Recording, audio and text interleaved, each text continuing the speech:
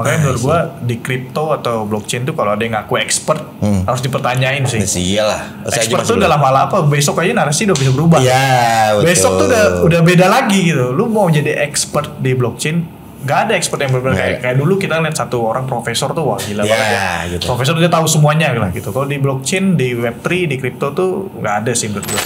Halo Millers, balik lagi bersama saya di sebuah podcast Blog Dev Talk. Sebuah podcast yang akan mengulas proyek-proyek menarik, tren terkini, dan potensi yang keren yang dihadirkan oleh teknologi blockchain ataupun juga Web3. Saya Green Man Ron yang akan menemani kalian di podcast kali ini.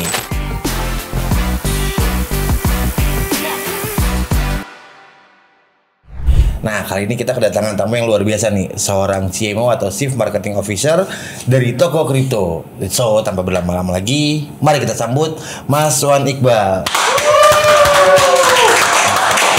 How are you, Mas? Apa kabar? Halo, selamat pagi. Sore ya, ini sore ya Mas ya. Tapi kita harus selalu pagi nih, karena kalau di marketing kan sales kita semangatnya selalu pagi ya. Oh iya, semangat pagi. Selalu pagi. Asik.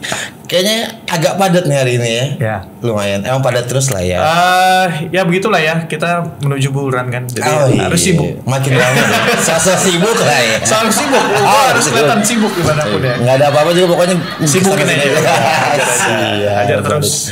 Oke nih, sebelum kita ngobrol lebih jauh ya gitu. Mungkin boleh share sedikit backgroundnya Mas Iqbal nih gitu sebelum di sini ataupun sampai sudah di dunia blockchain saat ini. Oke. Nah ini sebenarnya agak menarik sih kalau misalnya kan banyak mungkin C-level di Indonesia ya untuk apalagi untuk exchange bisnis ya. Yes. Majority itu adalah entrepreneur gitu ya. Baik mereka perintis ataupun kemudian mereka dari entrepreneur sebelumnya kemudian pindah lagi kayak misalnya di sebelah ada macam-macam lah gitu ya. Betul. Nah kalau saya tuh benar-benar backgroundnya profesional. Dari awal karir itu benar-benar ya sebagai pegawai aja gitu ya, Menarik. Berarti jaminnya benar-benar luar biasa dong. Benar-benar. Oke. Nah dari awal karir itu jadi gue bahkan sales door to door awalnya tuh. Oh, wow. Awal karirnya dari perusahaan startup yang sayangnya sekarang udah tutup. Sedih sih gue sedih. sebenarnya karena itu buat gue merintis karir ya. Iya, Tapi betul. jadinya udah tutup gitu kan. Ya udah anyway dari situ dulu sales door to door and then gue move ke perusahaan finansial dari asuransi awalnya terus kemudian ke banking. Nah dari bank itu ke expose lah sama kripto dan segala macam akhirnya dan gak lama ada perusahaan global kripto yang itu memang nawarin kalian tahu lah ya. Ya itulah ya. Tinggal gua dicari aja semua yang saya sebutin tadi nomor 1 di masing-masing bidang lah gitu. Mantap. Nah, terus akhirnya dapat tawaran kan, akhirnya pada lu capek-capek keliling Asia, mending lu balik aja ke Indonesia bantuin gua kata Mas Yudo ya, CEO kita waktu itu.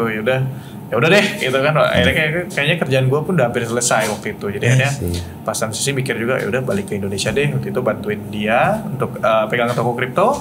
And here I am sama toko kripto udah pas banget setahun nih. Harusnya akhir bulan ini harusnya setahun. Oke, selamat. Berarti udah hampir setahun ya. Oh iya, luar biasa. Anniversary. Oke, berarti luar biasa ya betul. I mean kayak dirimu mention juga kan pengalaman biasanya istrinya si level seperti apa ini benar-benar dari bawah. Benar. Menarik. Jadi yang mungkin orang pada bilang mungkin di dunia yang banyak intrik-intriknya gini ya. banyak drama. Lo harus kerja harus pakai orang dalam. Ya, betul. Lo harus pintar politik buat naik terus sama segala macam. Nah, untungnya tuh ya alhamdulillah sih gue dikasih jalan yang cukup beruntung lah ya bisa step by step gitu grow terus gitu ya sampai sekarang bisa jadi ya di Chief Marketing Officer-nya toko kripto itu juga bukti kalau sebenarnya itu ada kok jalan yang benar untuk bisa ke sana kita bisa kok gitu orang-orang biasa kayak saya dari kampung pun bisa juga gitu jadi nggak harus diwarisin 10 miliar gitu ya itu mah anak-anak Gen Z sekarang kali ya gitu pada males benar Oke. Nah berarti dari sektor semua pekerjaan ya kalau ngomongin sales dan lain-lain berarti memang lebih banyak di sektor finansial ya? Iya, nah itu dia lucunya juga. Padahal background gue kuliah tuh gak ada finansialnya sebenarnya. Nah kuliahnya dulu bang jurusan apa? Gue tuh jurusan politik sebenarnya di hubungan internasional. Hubungan internasional. Ya, jadi dari HI. Memang sih waktu di HI itu memang kalau di kampus gue waktu itu di Unpad, kita tuh kayak ada pembagian gitulah. Lu mau lebih ke politik Ankam, pertahanan keamanan, apa lu lebih ke international business side atau international trade. Kemudian ada yang budayanya dan lain-lain kan. Nah gue tuh memang lebih ke international trade-nya lah. Jadi gue kayak mempelajari MNC, international business dan lain-lain memang ke sana. Dan goals gue tuh memang gue pengen lulus gue kerja di multinational company gitu kan. Emang gitu jadinya. Nah, nggak bidangnya sih memang nggak ada spesifik mau kemana ya. Dan ternyata rezekinya di finansial, terus sampai sekarang ke bawah terus ya udahlah akhirnya cuma beda ini doang kan, beda tempat doang, asuransi, banking, kemudian sekarang kripto ya. Mungkin memang journey-nya seperti itulah. Oke, berarti dari journey-nya itu ya, dirimu berarti find out atau tahu tentang si kripto atau blockchain ini di tahun kapan, Mas? Wah, ini lucu nih. Asik, sering lucu-lucu nih. Jadi nggak sengaja juga. Jadi intinya waktu itu tuh gue mau invest di saham sebenarnya. Awalnya. Jadi gue kan masih di insurance waktu itu ya, masih di insurance lah. Gue belajar tentang resiko dulu, terus belajar unit link segala macam-macam kan. Akhirnya gue kayak expose tuh sama dunia investasi tuh. Akhirnya baru gue belajar ngambil license segala macam. Banyak sebenarnya kalau punya license asuransi cukup lumayan lah sebenarnya gue pengetahuannya sebenarnya. Nah itu terus kayak expose soal investasi, gue mulai lah pengen yang agresif dong. Karena kan ya gue masih muda, terus pikirnya pengen portofolio yang 10x, 100x kalau kan anak sekarang kan. 1 miliar pertama gitu betul. ya. Kalau dulu sih paling ya 20% a year gitu. Waktu itu ya. Waktu itu. Nah, dan akhirnya gue mau coba tuh waktu itu investasi saham. Cuman yang gue sesalkan pada saat itu, dulu belum banyak nih aplikasi saham kayak sekarang belum pada saat itu. Yang gue sesalkan waktu itu adalah gue harus nunggu 2 hari untuk buka RDN. Iya, sampai sekarang pun kalian harus nunggu at least minimum 24 jam kan untuk supaya RDN kalian jadi kan. Nah, gue tuh gak mau nunggu. Karena duitnya udah ada nih. Kalau enggak kebeli yang lain nih, kebeli PS5 nih gawat nih. Yang dijajar ya. Gak bisa deh, harus terlampiaskan nih kemana nih. Nah, habis itu gue balik ke apartemen, terus teman gue bilang kan, lu pada bingung, lu coba aja nih kripto nih lagi naik nih gitu. Memang tahun 2017 habis halving kan. Ya betul. Bitcoin lagi bagus-bagusnya lah tuh waktu itu kan. Teman gue akhirnya ngajarin tuh teman gue. Tapi yang diajarin ke gue sayangnya bukan Bitcoin. Gue belajar dulu dari Doge. Dari Doge. Berarti mulainya dari meme ya. Dari meme juga kan. Makanya kalau meme sekarang orang bilang gak ada, wah itu power to attract people-nya kuat loh. Gitu kan. Jadi gue juga awal join tuh waktu nih Doge ini naik sekian persen segala macem. Ya akhirnya cobalah gue waktu itu ya. Cobalah waktu itu join dulu. Waktu itu awal-awal ya coba juga beli-beli segala macem lah. Cuman waktu itu gue sama sekali gak belajar tentang kayak fundamental ya segala macem. Gue memang benar-benar buat trade lah. Gitu masih beginner banget gue, beginner banget. Dan akhirnya ya untung sih pada tahun itu semua kan cerah tuh. Pada saat itu cerah semua. Cuman I made one mistake ya. Ini mungkin gue juga sering share di tempat lain. Jadi waktu itu tahu soal XRP, XLM ya. Stellar Lumens. Kalau tahun 2017 nih angkatan-angkatannya itu. Jadi waktu itu bullish banget kan. XLM, XRP. Gue inget banget gue beli XRP itu 30.000 atau 27.000 rupiah. Dan XLM juga sekitaran segitu. Nah setelah itu kan dia terjun payung ya. Bablas ya. Jadi ya memang ke bawah tapi bukan betul. Makanya di kripto tuh kita harus rungkat dulu memang.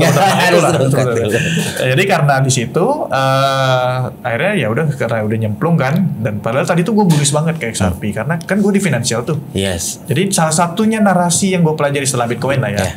Itu adalah soal XRP. Karena gue ngeliat ini future of finance nih, emang bener nih. Kedepannya bakal ngarah ke sana semua kan untuk finance. Itu udah baca white papernya, semua foundernya segala macam. Gue rokin semua tuh udah bener nih, udah bener. Tapi gue lupa satu hal waktu itu, adanya SEC. SEC kan? Kalau ini tuh ya something new need to be regulated lah pasti kan. Nah akhirnya datanglah case pertamanya XRP waktu itu sama XLM yang kenakan. Abis tuh ngeplung tuh dari 30.000 jadi tinggal 3.000 apa udah 100x nya turun gitu. Dan bodohnya gue adalah waktu itu gue udah belum terlalu convince sama Bitcoin pada saat itu. Jadi semua keuntungan gue di Bitcoin dan segala macam aset lainnya gue convert semua ke XLM. Jadi debu ya, bukan jadi naga itu, jadi debu. Jadi debu. Ya kalau sekarang antara kalau nggak jadi debu jadi naga. Benar. Terus itu satu jadi debu lah. Benar debu ya, surya aja nggak dapat lah ya. Karena ada juga tuh bahasa di surya. Betul. Ya, itu awalnya kayak gitu. Awalnya dari situ. Dan akhirnya ya jadi ya orang bilang investor. Investor kalau nyangkut investor. Kalau untung trader. Klise ya sebenarnya. Menyesuaikan lah gitu kalau lagi cuan. Nah, Jadi dimulai dari situ. Cuman untungnya gue adalah gue dulu banyak ikut ICO. Oke. Nah, jadi ICO ADA, ICO BNB. Nah itulah kenalan sama employer saya pertama kali itu dari situ. Dulu aplikasinya masih bahasa Cina semua tuh. Gue inget banget. Bahkan gue harus pakai fitur Google Translate yang ditempelin untuk nge-translate fitur-fiturnya. Kalau nggak tahu kan? Iya betul. Saat itu kan, itu benar-benar belajar dari situlah, ikutin ICO, dapetin refer orang apa segala macam, banyak banget tuh. Lumayan ya. Dapat dari itu. Cuman waktu itu kan harganya cuma $2 apa BNB itu? Iya BNB masih $2 apa segala macam. Ya udah. Karena gue waktu itu bete banget sama dua koin itu. Sampai sekarang pun orang mau shilling sama gue bodo amat gue. Gak bakal dilihat lah ya. Jangan gue itu. Enggak sih sorry ya. Sorry Ripple. Nah terus dari situ ya fast forward ke 2021 gue itu kebetulan BU nih. Oke. Gitu kan BU pas 2020 sorry 2020 BU. Waktu itu gue coba cari kan, gue cari-cari dari rekening mana-mana, tabungan gue dan segala macem. Terus gue inget kayaknya gue masih ada deh kripto gitu kan. Cuman gue gak pernah revisit lagi tuh semenjak kejadian itu gitu kan. Ya udah akhirnya coba gue revisit lagi. Kok naik nih? Gitu kan. Kok ada duit gitu kan. Jadi menarik kan. Jadi menarik. Habis itu baru mulai gue pendalami. Baru gue belajar tentang ya secara fundamentalnya seperti apa, tentang apa sih blockchain dan lain-lain. Itu baru bener-bener bisa dibilang into banget tuh dari 2020 lah. Waktu cycle terakhir 2020-2021. Tapi pun sebenarnya gue do some mistake lagi lah setelah itu ya. Masih ada lah. Kita namanya belajar terus-menerus kan. Dan akhirnya mungkin gue bisa bilang di cycle kali ini gue mungkin udah lebih stable dalam jenis manage my wealth, terus juga stable dalam istilahnya ya understanding the space gitu ya. Betul. Gitu sih. Oke, berarti dari semuanya kalau kita rangkum ya, ketika kita nggak punya tahu final apa itu fundamentalnya dan lain-lain tanpa learn, pasti mistake-nya akan lebih besar nih gitu ya kan. Lalu kadang dirimu pun juga setelah sudah mempelajari tetap masih ada mistake-nya. Makanya kenapa mungkin kita harus terus find out gitu kan, belajar literasinya, fundamentalnya, teknologinya dan lain-lain, karena itu ngebantu untuk either nanti in the future-nya mereka mau jadi trader kah, investor kah, ataupun yang lainnya, yaitu personal jatuhnya ya kan. Betul. Makanya menurut gua di crypto atau blockchain tuh kalau ada yang ngaku expert harus dipertanyain sih. Iyalah. Expert tuh dalam hal apa? Besok aja narasi udah bisa berubah. Iya, betul. Besok tuh udah beda lagi gitu. Lu mau jadi expert di blockchain, gak ada expert yang benar-benar kayak dulu kita lihat satu orang profesor tuh wah gila banget ya. Gitu. Profesor dia tahu semuanya lah gitu. Kalau di blockchain, di Web3, di crypto tuh nggak ada sih menurut gua. Yes, I don't think memang belum nggak bisa juga ya, karena kan ya berkembang terus ya, narasi berubah terus kayak ya udah lo nggak stop ya, maksudnya ilmunya nggak stop sampai sana kan, tetap continue terus. Betul. Kita udah bisa ganti bio sebenarnya sama kayak anak LPDP full time learner. Asik. bisa full time learner karena kita belajar terus kan. Di Web3 nggak bisa habis jadi full time. I see. Nah lalu tadi mention about toko kripto gitu ya kan. Nah boleh di share nggak sih toko kriptonya nih gitu, I mean mungkin ke depan seperti apa atau seperti apa, what kind of exchange sih toko kripto ini gitu. Oke, toko kripto ya basically kurang lebih sama lah sama seperti semua central exchange yang ada di Indonesia. Kita license exchange. Pertama mungkin yang membedakan ya, dari sekian banyak exchange kita license dan punya hak operasional di Indonesia. Jadi memang udah terdaftar dan diawasi oleh Bapepti yang soon juga bakal pindah ke OJK juga kan gitu kan. Semuanya juga bakal pindah. Jadi ya ini kalau toko kripto sendiri ya sesuai peraturan yang berlaku, kita tuh yang paling comply juga bisa dibilang di market. Terus bisa dibilang ya memang cuman nawarin spot nih. Ya kan memang saat ini kan Indonesia yang baru ada regulasi kan baru spot nih. Betul. Ya baru spot produk gitu ya. Bahkan untuk yang lain pun sebenarnya masih ya adalah ada yang dibilang ya udah regulasi, ada yang belum ada gitu yang ya. Jadi macam-macam lah gitu ya. Yang kita berharap ke depannya semua bisa gitu ke depannya. Nah, untuk toko kripto sendiri ya toko kripto tadi sebagai exchange dari Indonesia, kita juga memang asli dari Indonesia. Cuman kita memang dapat investor dari asing gitu. Dari Binance gitu ya. Nah, Binance itu adalah sponsornya investornya toko kripto. Dan udah jadi investor tuh dari tahun 2018.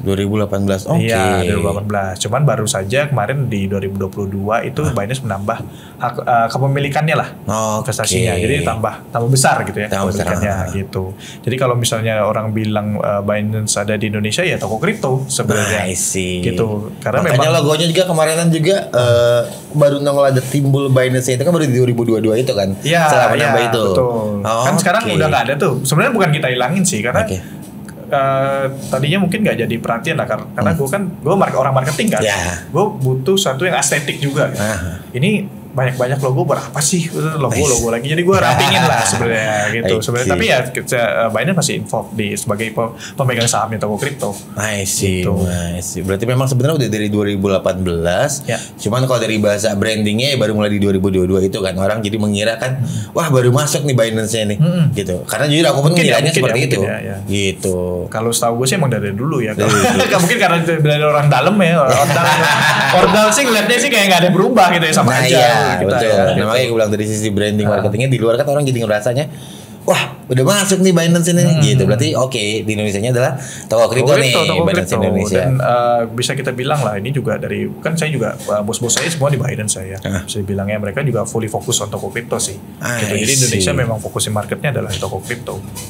Gitu. Berarti memang jalurnya lewat si toko kripto ini. Toko kripto. Mantap. Lalu yang bikin bedanya mungkin tadi ada mention punya apa ya produk anak bangsa gitu ya gitu. Walaupun sebenarnya narasi itu dulu buat aku jadi kalau produk ya kalau project itu kan kayak ya ngomong project anak bangsa gitu kan. Tapi ada T-nya sebenarnya kayak gitu kan karena scam semua. Betul. Tapi kan kalau ini kan basically balik lagi regulated, sudah terdaftar dan lain-lain US Win. Kita bilang juga ya Central Exchange, bukan project lah ya jatuhnya kan. Ya udah sebuah company besar lalu juga tambahan apa ya namanya kalau ngomongin backup and so on gitu kan dari Binance juga gitu. Saya bisa jualan siapa tahu saya jadi KOL. Bisa. Oke, betul. Soalnya hijaunya kan suka sesuai sama Green Man. Cocok kan? Cocok kayak hijau. Cocok. Asik, bisa dapat jaket. 3 satu aja bang. Nah berarti kalau dari sisi aku coba geser ya. Dirimu kan Chief Marketing Officer gitu ya. Nah kalau dari sisi bisnis model gitu ya, dari marketingnya gitu, apa sih yang memang di showing off atau power off dari toko kripto nih dibandingkan dengan exchange lain? Oh gitu. Kalau dibandingin sama exchange lain sih mungkin yang paling unggul ya kita ya. Kita tuh no hidden fees lah sebenarnya. Jadi toko kripto tuh ya apa adanya yang kalian lihat di aplikasi, apa yang kalian temukan di CMC, apa yang kalian temukan di CoinGecko atau dimanapun platform yang kalian pengen pantau kita gitu tuh. Itu benar-benar ala kadarnya itu gitu di order booknya toko kripto ya itu orang antar sesama orang retail juga di situ semuanya. Jadi kita memang benar-benar retail market lah. Market kita kan memang individu semua kan di Indonesia belum bisa onboarding company. Betul. Institusional belum bisa. Ya betul. Jadi mau nggak mau di dalam kita tuh semua retail semua. Gitu. Dan kita di dalamnya nggak ada itu tadi saya bilang nggak ada hidden fees. Jadi memang cuman ya 0,1% untuk trading fees. Udah sisanya kan paling ya pajak ya. Pajak untuk transaksi teman-teman juga udah tahu lah pasti. Terus yang kedua adalah spreadnya kita juga nggak ada ngambil spread sama sekali toko kripto tuh. Gitu. Berarti kalau bahasa ngejual ngelawannya kan kalau saham banyak tuh spreadnya. Iya. Ya kalau misalnya nggak tahu spread nih kayak misalnya harga jual belinya beda lah. Jadi misalnya beli 10.000 lu mau jual lagi 9.800 ya 200 rupiahnya itu spread. Gitu kan, kalau bagi nggak tahu. Nah di toko kripto tuh nggak ada, kita tuh nggak ada ngambil itu sama sekali. Gitu karena tadi kan antara retail ke retail kan. Jadi ya kalau mereka jualnya 10.000, yang maunya beli 10.000 ya terjadilah 10.000 itu kan. Kalau misalnya kemudian yang si beli mau jual 10.200, yang belinya 10.200 ya terjadi itulah. Paling kita bisa batasin pakai dua hal aja kan, market order atau limit order. Yang pilih limit order ya mereka sesuai target harga yang mereka mau. Yang market order yang ikutin harga pasar gitu kan. Ya itu udah nggak ada aneh-aneh, udah itu doang. Jadi kalau misalnya trading toko kripto itu. Terus yang kedua juga marketnya kita liquid banget. Karena kan kita volume paling besar nih di Indonesia nih. Sombongnya dikit aja. Dikit aja. Ya, itu juga karena kepercayaan semua orang sih, bukan karena kitanya juga, tapi ya kepercayaan semua masyarakat Indonesia lah. Jadinya marketnya liquid. Jadi untuk trading itu enak lah. Order hari sekarang itu langsung eksekusi gitu simpelnya kalau soal liquidity. Terus juga pilihan tokennya juga banyak gitu kan. Macam-macam lah, kita ada 350 lebih token, hampir 400 sekarang kayaknya. Dengan berbagai banyak meme-meme baru ya. Apalagi yang paling wow kemarin kan yang ketika udah segala macam saat udah ada. Benar. Kita langsung ini sih. Dan kita memang dapat teknologi dari global juga kan. Dari Binance-nya juga support kita lah untuk kita enable untuk itu semua. Jadi ya memudahkan kita gitu kan. Jadi makanya ya itu salah satunya secara teknologi. Nanti ke depannya kita juga bakal banyak sih fitur-fitur baru tentunya yang untuk melayani customer ya yang lebih mudah. Dan juga satu lagi nih yang mungkin jarang dari orang, kita live chatnya 24 jam loh. Jadi kalau buat jomblo bingung mau ngechat siapa, bener juga kalau gabut ya mau ngechat ini jangan ya, tapi jangan dilakukan. Kasian tim yang nungguin ntar. Jadi ya live chat kita available 24 jam. Jadi kalau ada isu segala macam tuh bisa langsung chat aja gitu. Itu free kok, nggak berbayar, bisa langsung lewat aplikasi. Kalian misalnya mau chat sekarang, kalian tinggal balik lagi tuh masih ada chatnya. Dan respon time kita sangat cepat karena kita ada KPI di respon time.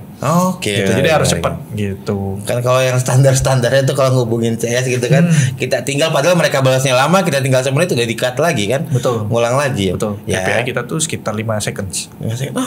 Menarik. 5 sampai 30 seconds lah. Tapi aslinya di sana enggak dipencet-pencetin kan, Mas? Hah? Oh, enggak sih, enggak. Takutnya dipencet-pencetin gitu. Enggak. Makanya kita terus berupaya lah gitu. Makanya kalau misalnya teman-teman ada masukan juga kita open sekali. Makanya kan saya juga aktif di Twitter. Terus kayak teman di Adminco kita juga aktif di Twitter. Kalau ada masukan tuh kita open juga 24 jam lah. Mantap, banyak ya, menarik Kawin. Luar biasa gitu dari sisi bisnis modelnya. Ya balik lagi mungkin karena dari expertise-mu juga yang dulu udah lama di finansial gitu kan, lalu dari sisi marketingnya juga makanya bisa growing up-nya ya udah banyak new things lah yang explore. Karena kan kemarin juga kalau nggak salah baru keluar launching white paper yang kedua ya. Oh iya, untuk TKO betul. Ya, kan? TKO gitu. baru aja. Baru launching bulan Januari. Iya betul. Januari. Jadi TKO kita let's say revamp lah ya. Untuk ini kan tadinya goalsnya kan di TKO mungkin ke CeFi DeFi. Karena kita memang mungkin bisa klaim ini adalah sebagai exchange token sih. Gitu. Jadi memang focusing adalah untuk exchange-nya. Gitu. Walaupun nanti tentunya ada fitur-fitur ke depannya bakal lebih menarik. Kemudian utility-nya juga pasti bakal nambah. Ya tinggal tunggu aja tanggal mainnya. Yang jelas sih Toko Crypto here to stay lah. Yang mana-mana. Ya Toko Crypto kan TKO lupa. TKO-nya juga here to stay. Bukan itu ya, bukan yang warna pink ya, warna hijau ya. Gawat baru. Awan aja. Nah, tapi kalau dari pengalaman ya dirimu finansial segala macam lalu masuk ke dalam dunia Web3 gitu atau blockchain atau crypto. Nah, menurut pandanganmu sendiri gitu ya, setelah mungkin pas di awal mempelajari apa sih menurut Mas Iqbal nih tentang si dunia finansial Web3 atau blockchain tuh? Blockchain ya. Kalau ya blockchain itu bisa dibilang manage blockchain itu berat. Manage blockchain itu berat ya, kayak berat. Karena kita lihat loh dari 2017 sampai sekarang kan banyak banget project blockchain ya di dunia ya. Tapi yang survive sampai sekarang berapa sih gitu kan? Dan memang manage-nya itu susah gampang sebenarnya kan. Enggak gampang sih, susah lah tepatnya. Susah karena kan you create teknologi, you create utility kan. Dan itu tuh banyak kadang ya di dalam blockchain harus berapa banyak sih yang pakai untuk bisa survive. Terus TVL-nya juga harus pengaruh juga. Berapa banyak transaction di dalamnya juga pengaruh juga gitu ya. Yang jelas ya blockchain yang paling legit ya Bitcoin lah. Itu undeniable. Ya Ethereum is close second karena memang hampir semua devs pakai Ethereum. Sekarang lagi ramenya di Solana kan. Solana ya. Gitu. Secara global menurut gue di luar Web3 ya sebenarnya blockchain itu udah hadir dari lebih lama kan. Kita udah tahu itu lebih lama lah dari masa-masa waktu pertama kali Bitcoin ciptakan udah ada sebelumnya. Cuman akhirnya kriptonya baru hadir pada saat si Bitcoin. Nah, blockchain itu sendiri menurut gue sih perkembangannya dan kebetulan waktu dulu gue di bank itu tuh kita sempat udah mulai tuh TradFi kan waktu itu masih jarang banget 2015 tuh masih jarang banget yang ke arah blockchain kan. Dan pada saat itu kita tuh udah arah ke sana. Jadi waktu itu gue lagi megang wealth customer project lah istilahnya dan kita udah ngomongin soal kripto pada saat itu tahun 2015 tuh gitu. Dari sana tuh udah mulai ada obrolan gimana caranya pakai blockchain untuk transaksi perbankan. Gitu. Udah ada mulai itu. Itu menurut gue memang ya mungkin karena banknya juga sangat visioner banget sih memang kerjaan gue tuh ya tau lah yang Bank Singapura nomor 1 lah gue dari tahu lah sendiri ya. Nah itu jadi memang udah ada arah ke sana. Jadi menurut gue sih sekarang itu lebih banyak lagi, apalagi dengan ETF nih. Oh ya, ETF ini kan kayak membuka mata boomer ya. Mata boomer nggak percaya lah ya. Iya, padahal ya udahlah gitu. Maksudnya kan yang lain juga padahal udah banyak. Elon Musk udah believe banget sama crypto. Ada orang kayak Jack Dorsey gitu. Cuman dia masih butuh kayak institusional besar yang benar-benar masuk ya. Akhirnya ada BlackRock, VanEck dan lain-lain gitu ya, Fidelity. Yang akhirnya masuk baru mereka benar-benar yang biasa gue beli reksadana di situ akhirnya masuk juga nih ke kripto. Berarti ada something di kripto gitu kan. Yang akhirnya yang bawa juga ngeliatin teknologi di belakangnya kan, blockchain dan lain-lain. Dan menurut gue sih setahu gue ada data yang pernah gue baca tuh dari World Trade Organization ya. Kalau udah hampir lebih dari 1.700 berapa ya? Pokoknya udah berapa juta gitu, 17 miliar apa berapa gitu, udah banyak investasi ke blockchain sih. Dari perusahaan-perusahaan global di dunia gitu. Jadi memang udah besar sekali udah arah ke sana gitu untuk gunain blockchain-nya ya gitu. Karena ini merupakan solusi yang belum pernah ada sebelumnya. Apalagi dengan dikombinasikan dengan adanya kripto, sekarang belum ada NFT.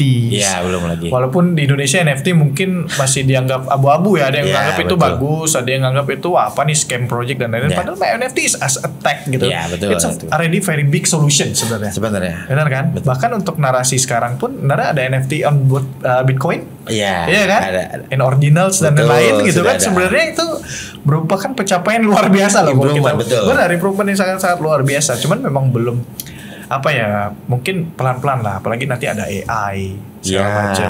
AI kalau dibiarin sporadis gawat banget kan. Semua orang kayak di film-film ntar. Iya, semua orang tuh sebenarnya ada yang takut loh sama AI karena ya dia bisa impressionate orang, dia bisa identity thief loh, itu bahaya banget sebenarnya. Nah, dengan adanya blockchain harusnya itu bisa helping AI become better lah. Gitu. Kita punya track record, kita punya data, semua data bisa stored dan segala macam kan. Akhirnya kita bisa ya lebih baik lah ke depannya gitu kan. Jadi menurut gue sih blockchain di dunia pasti bakal berkembang jauh dari sekarang sih. Kita tuh baru di surface lah sekarang. Ya betul. Ini untuk gue yang non-tech ya. Untuk gue yang non-tech ya, jadi itu sangat-sangat exciting gitu. Apalagi bagi teman-teman tech yang benar-benar terjun langsung gitu ya, yang benar-benar ya udah tiap hari building gitu ya. Itu lebih gila lagi, pasti lebih excited lagi. Pasti gitu sih. Jadi kita kayak berlomba-lomba untuk jadi early adopter, find out segala macam, karena balik lagi ya, sesimpel supply demand ya gitu kan. Kalau buildersnya supply-nya masih dikit, demand-nya kan banyak nih gitu. Jadi kalau ngomongin job ya alhamdulillah waiting list-nya banyak nih. Iya, benar. Kan, benar. Ini kalau bagi orang di luar Web3 ya, mungkin kayak kalau gue di insurance dulu tuh kita susah banget nyari namanya aktuari. Aktuari itu kan untuk yang ngitung gimana sih harga premi itu berapa untuk bisa akhirnya tentuin bisnis modelnya asuransi kan. Nah dulu tuh dikit banget. Nah sekarang aktuari banyak banget. Nih sekarang sama nih kayak di Web3, builders, developers Web3 itu sekarang masih dikit nih. Gitu. Jadi kesempatan nih bagi semua yang tadi katanya Gen Z banyak menganggur apa segala macam. Ya cobalah masuk ke dunia kita lah. Susah kali ya. Gitu kan. Coba dulu lah, jangkut dulu lah. Karena apa ya? Konteksnya ya sebuah company nggak cuman IT-nya doang, balik lagi kayak dirimu marketing, butuh orang sosmednya nih. Ya butuh nih tim saya ini nih pada kerjaan duduk doang gitu kan. Tapi masih dibayar. Betul. Ada 2 juta project crypto seluruh dunia loh gitu. Blockchain apalagi ya, blockchain juga banyak ya. Proyek-proyek blockchain dan blockchain besar, besar nih. Kayak misalnya yang mungkin sekarang jarang orang dengar kayak Gnosis. Ya, Gnosis. Gnosis tuh pasti expand banget loh timnya. Gue pernah ketemu tim dari Gnosis tuh mereka lagi masih expand. Padahal ya kalau dibandingin sama yang lain ya gitu ya, bukannya diskreditkan Gnosis ya, mereka punya own solution. Tapi maksudnya ada blockchain lain kayak Polygon, Solana itu kan lebih gede lagi, maksudnya opportunity-nya lebih besar lagi gitu. Jadi ya kenapa why not you are not join us gitu. Walaupun kita kayak cult jadi. Jadi ngajak-ngajaknya konser lah, nggak mau ngaji dolar gitu kan. Nggak mau kerjanya dari mana-mana gitu kan. Bener, tinggal di Malang, gaji San Francisco. Mantap ya. Alat-alat dikasih kan, laptop segala macam. Ya paling nyangkut lah kalau nggak dicangkung di Soekarno Hatta ya. Bisa. Oke, menarik. Nah, tapi kan blockchain dan kripto ini kan memang hal yang tidak bisa dilepas atau dipisahkan ya. Gitu. I mean banyak lah pikiran-pikiran orang about the scam dan lain-lain segala macam. Nah konteksnya kan mungkin masih banyak orang yang belum baca, sama kayak tadi contohmu tadi bilang boomer masih belum percaya nih gitu about the crypto and stuff. Nah menurutmu gitu ya, the best solution biar sekiranya either dilakukan oleh kita builder gitu kan, atau sebuah company, project ataupun pemerintah, gimana sih gitu buat menghilangkan si bubble negatifnya ini tentang si kripto? Ada dua sih. Asik. Pertama edukasi, kedua tuh kolaborasi. Wah, Kedua, ini bahasa-bahasa politik deh. Oh, Kalau edukasi sih itu karena gue kan sempet itu tuh rak ya, rak lah bisa bilang. Itu juga gue bete banget. Tapi sebenarnya itu bukan salahnya mereka, tapi salah gue karena gue tidak teredukasi dengan baik. Betul. Gitu kan. Tapi waktu itu tuh memang materi edukasi itu susah banget. Kita harus masuk Reddit gitu kan. Kita harus masuk. Wah itu susah banget. Connect VPN. Connect VPN pun nggak segampang sekarang. Tinggal pencet-pencet. Wah dulu mah repot banget lu harus provide segala macem. Nah sekarang udah gampang banget kan. Dan udah ada artikel bahasa Indonesia, materi bahasa Indonesia, influencer udah banyak. Gitu. Zaman dulu mah siapa yang mau kita lihat kan? Iya nggak gitu. ada. Maksudnya ada sih, cuman rata-rata global lah. At least kita harus punya kemampuan bahasa Inggris gitu kan. Nah, ntar bahasa Inggris nggak? Bahasa Inggris ya. Inggris juga ya. Kayak gitu kan. Nah, sekarang harusnya udah lebih gampang, harusnya lebih mudah nih teman-teman. Kedepannya pasti bakal lebih gampang lagi gitu ya. Kenapa enggak gitu? Makanya edukasi itu harus diterusin gitu. Apalagi kalau di toko kripto ya. Dan gue personal sih, gue tuh sangat align banget sama visi misi toko kripto. Kenapa? Dan Binance as global company ya, kita tuh mendukung freedom of money. Gitu. Jadi kalau ditanya apakah toko kripto transaksi paling gede ya, berarti ngincarnya elitis doang nih. Enggak, justru kita tuh pengennya tuh semakin banyak orang tahu tentang Bitcoin, semakin banyak orang tahu tentang blockchain dan solusinya, itu malah lebih baik. Betul. Karena kita tuh pengen ya itu mengedukasi soal freedom of money gitu ya. Gue takut ngejelasin ini orang dikira gue mau makan. Bukan ya. Kan maksudnya kita kult lagi tadi. Iya. Maksudnya adalah ya lu punya ownership atas uang lu. Betul. Gitu kan. Itu yang pengen kita majukan lah. Makanya kita harus terus edukasi. Tahun lalu tuh toko kripto udah edukasi offline ya, ini baru offline-nya doang 30.000 orang lebih di 27 kota lebih. 27 kota. Gitu. Kampus-kampus juga kan? Kampus-kampus juga. Nah, tahun ini kita mau itu 3 kali 5 kali lipat lebih besar. Mantap. Makanya mau gila-gilaan lah ya kan. Jadi makanya teman-teman yang mau tadi dapat edukasi apa segala macam, let us know aja, kita happy untuk datang for free lah. Kita bahkan butuh sponsor sama kita sponsorin. Asik. Gitu. OTW coba kasih boleh. Nah, terus yang kedua karena itu kan kita nggak bisa lakuin sendiri. Betul. Nah, ini kalau gue kan fans Liverpool ya, jadi you will never walk alone. Asik. Harus bareng-bareng sama semua orang. Nah, makanya harus kolaborasi. Nggak cuma dari toko kripto aja sebagai exchange, tapi juga butuh dari masyarakat juga. Gitu. Sama-sama nih kalau misalnya ada orang yang melakukan tidak benar dengan kripto ya kita sama-sama bilang dia nggak benar dong gitu. Tapi kalau ada yang bagus, kenapa kita nggak support juga? Gitu. Terus juga sama regulator tentunya. Ya, kita harus bikin ekosistemnya, bikin industrinya hidup dong. Gitu. Nggak bisa nih industrinya malah mati, kemudian nggak berjalan, produknya nggak ada inovasi dan lain-lain. Kita ada inovasi baru udah langsung ditolak dulu. Tidak dulu, blok dulu, gitu kan? Nggak apa-apa blok dulu.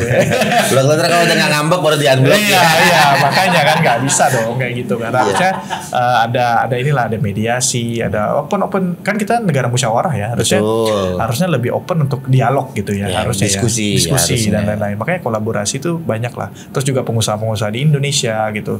Sekarang tuh ya gak usah ngomongin kripto lah, kita ngomongin pertanian aja gitu kan.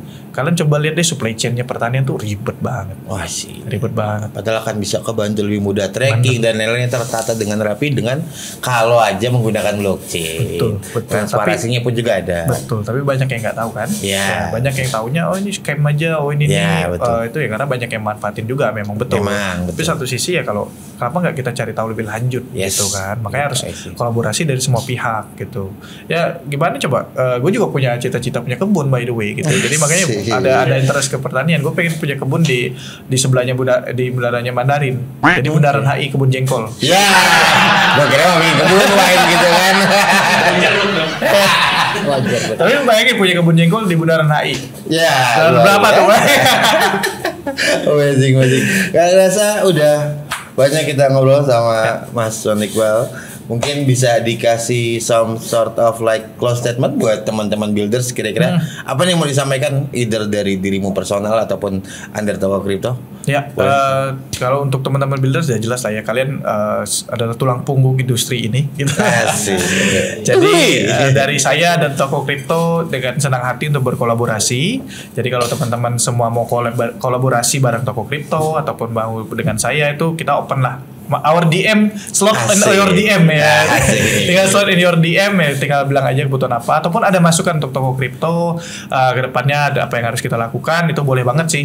Sampaikan aja, kita open. Yang jelas sih ke depannya kita harus sama-sama nih bangun bareng-bareng Indonesia bareng-bareng, apalagi kita dari Indonesia ya. Kita harus mau dong Indonesia jadi ini nih crypto hub gitu ya. Kenapa enggak gitu, kita punya kesempatan yang luar biasa. Makanya kita kalau bisa exchange Indonesia bareng-bareng lah gitu sama toko kripto gitu. Mantap. Nanti kalau ada yang mau lu tahu lebih jauh lagi buat toko kripto, buat Mas Wanikwa sendiri, nanti kita share juga di sini link sosial medianya. Boleh ya Mas ya? Boleh. Biar lanjut.